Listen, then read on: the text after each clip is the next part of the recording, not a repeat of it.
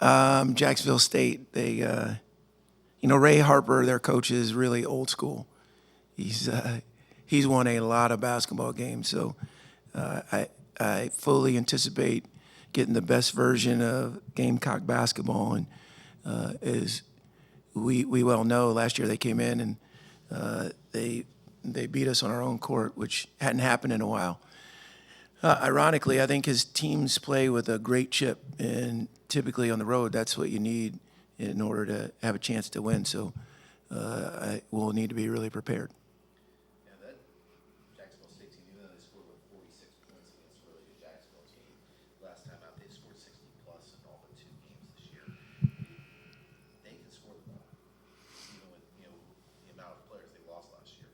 Yeah, again, Coach Harper's done this for a long time and been to the tournament everywhere he's been. So, and that's this year's version of the ASUN. There won't be a night where you can show up and win. I'm telling you, it's that good of a conference this year. So, and I fully anticipate them being in the thick of the race at the end. So, important 40 minutes for us, but all of them are. And today's practice is important to our process. So, we're capable of we're aware of their capability on both ends of the floor. And again, we'll have to do a really good job of playing Liberty basketball. How would you say you've seen this defense improve even from last year, this year, but even throughout this season? Because it does seem like in the last couple of weeks, you guys have kind of taken it up to a little bit higher level. Yeah, I know it gets redundant. Sometimes when you're at a place a long time, you kind of can predict the answers. And, Coach Bennett, who's going to pass Coach Holland as the all-time wins leader at Virginia in their next outing, I think he always intimated that the longer you're in the system, the better you get at it. And we've got Kyle Rode, Shiloh Robinson, Blake Preston, Darius McGee, who've been in it 4 years minimum. And then Isaiah Warfield, who's playing terrifically well. And Brody's gotten better, and Joseph's gotten better. So, and I think the freshmen are at an accelerated pace because of who they are as people. So I think, again, just the accrual of habits has been important to us being or experiencing a little growth on the defensive end. Does that coincide with the lack of turnovers on the offensive end? When 4 of our top 9 are freshmen or sophomores, I think, and Darius didn't play the whole summer. Like he was out resting or recovering from a minor procedure. So, those freshmen never got a chance to play with Darius until September. And Darius is a different player because of his ability. So I think there's just been a learning curve, and we've played good people, and I think our guys have had more concentrated effort in taking care of the ball. I think we knew Zach Cleveland coming in, was a good athlete, and you see all the highlights and all that stuff. I assume, did you know that he would be the type of facilitator that he's been for you guys? Because that's some of the numbers he's put up in terms of assists has been maybe the most surprising part of his young career. Yeah, I'm surprised that question came from you and not Dame because, well, then again, I'm not because Dame would have he would have put the numbers with it. Yeah. We loved Zach when we saw him play in the summer. There was a uniqueness about his game. He's very complete. He's incredibly selfless. Ironically, he can score. But he's so intentional about the way he impacts the game in a given setting that I think he just takes what is needed. And that's a characteristic that this team has developed over the years, and the guys that have gone before, some of the guys we have now. But we love him. He and Colin are 2 of the most unheralded freshmen around, but, man, they're making a big impact. How did Van Zandt talk you into letting him crash the board on the offensive glass? He didn't talk me into it. He's paying a small fee to go crash the. Look, I trust Joseph. It's indicative of who he is. Like he's gonna make great efforts. But he doesn't compromise our defense when he does because of now he empties his tank quickly, but he still does it within the framework of what we're trying to accomplish on both ends. So I love him. And our system, you guys know, well, maybe you don't. We're not married to the absolutes.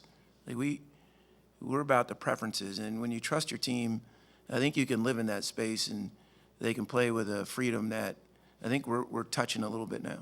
For a guy who's as good as a one-on-one defender, he's been gobbling up a lot of rebounds, except for Monday night where he only had one rebound. But what have you seen in him in terms of his rebounding ability that has allowed you guys to limit teams to one possession, and then on the offensive glass, I've lost count of how many times he's been able to extend possession to second and third chances. Yeah, I think what gets lost when you have really good players, like Caleb Holmesley was a player of the year. Darius has been a 2-time player of the year.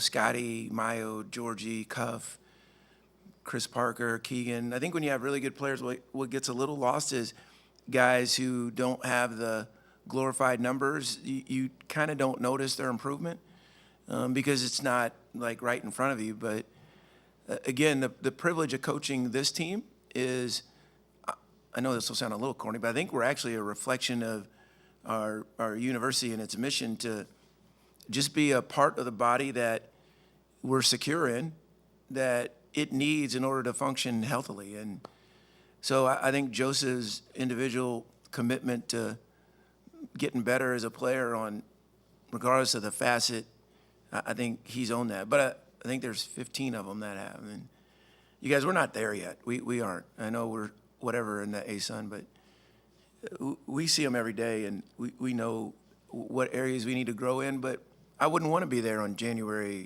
first week of January. I want to be there in the end of February and March because that's when you got to be playing your best basketball. In your mind, what is the area that maybe has the most room for improvement? Fair question, Matt. I'm not going to give the other team the scouting report on where I think we're weak. So, what's the Chiefs' most vulnerable spot right now? Because I'm sure there's a lot of NFL teams listening to this press conference. The Bengals? No, again, I think you're always searching as a coach. I think you're searching for a complete group. And although we're better defensively, I think there's things that we can do a much better job of. And I think offensively, we are seeing a lot of different defenses. And I think our assistants have done a great job in the scout preparation and individual development, but I think that can be enhanced as well. So we're trying to apply it. All right, questions from the enemy, or the media, the non-in-person media. Go ahead, Em. You're on mute. Can't see you. I was asking the guys, and I know you've talked about Darius McKay and what he's meant to this program, but curious on if you're ever there on the sidelines and see him make a shot and are just still stunned that it goes in, or if it's just you're used to it. Well, I think Isaiah's really done a really good job of owning his improvement. Didn't you say you're on to talk about Isaiah? No, I'm staying back to do a feature Oh, on Isaiah. Okay, I'm sorry. I don't know if you remember, but I interviewed you about him the other day. So sensitive this morning, Em. Yeah, I told our team, sometimes as a coach, you kind of get lost in the enjoyment of watching them play. And, how selfless they approach it and their willingness to sacrifice what they want for what the team needs. And, man, Darius McKay is at the center of that. And we've seen him make a lot of different plays and shots in the 5 years he's been here. But, yeah, sometimes I'm like, wow, I'm going to miss that. And he's unique. He's a special player. And, again, if you haven't come out to see him play or see us play, he's worth the price of admission. And for young players adjusting to this pack line defense, what do you think is the most difficult thing and the last thing about it that they have to grasp? I don't know if there's a last thing. I just think, when I watch Virginia play and I see how consistent their defensive effort was, every team will have a little bit of an aberration, and Pitt was terrific last night. But and just because you play the pack defense and you're decent at it doesn't ensure victory. There's no perfection in college basketball. And you're going to have nights when shots don't go in or you experience some adversity that you can't overcome. But I do think our guys are improving. And I would say the consistency of connectivity is the thing we're in constant quest for, because, again, the reason why we call it the pack is you're playing against our whole team, not just one-on-one defensively, although there's a segment of that has to be owned and has to be improved upon on a regular basis. I think the better connected our group is, the harder we are to play against. Thank you. Nick, or Eddie? I think you've answered most of them, Coach. All right, Nick. No sweat. Nick Kirby? All right, guys. Enjoy the day. Oh, I'm sorry, Dame has another one? I know you don't focus on the numbers during the season, but next up for Darius on the 3-point list is Chris Clemens. With that matchup in their college primes that you would have paid to see one-on-one person. Well, Chris Clemens torched us for 30, I think, the last time we played him. But no, we beat him in the tournament, didn't we? Yeah, they beat us at the Vines. They torched us. And then we actually won, and that was our game in the first round. I'd pay to see Darius McKay play. So regardless of who the matchup is, and I hope over 5 years he would give me a free ticket no matter where we were. But I just think he's that special of a player, but certainly did appreciate Chris and the competitor he was and how talented he was. I think last year's game with Tavian Dunn-Martin and Darius, that little matchup and back and forth was pretty cool to witness, except for the outcome.